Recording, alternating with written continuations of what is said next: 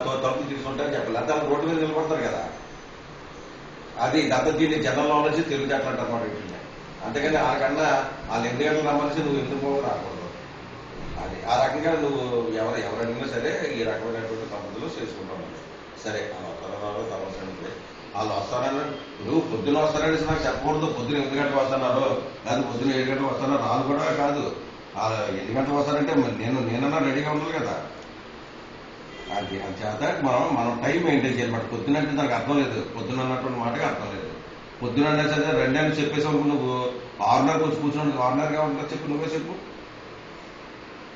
అది అందు గురించి మన పొద్దున్న మాట ఉపయోగించకూడదు దాన్ని.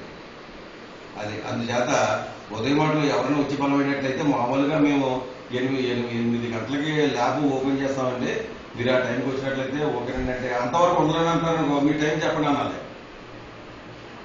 లేదంటే నువ్వు నా ఫోన్ నెంబర్ ఇచ్చేసి మీరు వచ్చే ముందు ఒక అరగంట ముందు ఫోన్ చేయండి, ఆయన వచ్చి చూస్తారని చెప్పాలి. ఓకేనా? అది ఇవన్నీ వరకు ఎన్ని తెలిసిన మాటలే, ఇవన్నీ కూడా కొత్త మాటలే కదా, అన్ని తెలిసినటువంటి విషయం అది చెప్పకూడదు. ఓకే, రేపు మార్నింగ్ 8 గంటలకు వచ్చి పడితే జాగ్రత్త చూడు. నేను ఇంకా ముందు అయినట్లయితే ఒక ఏదైనా ఫోన్ చేసినట్లయితే నేను వచ్చేస్తాను.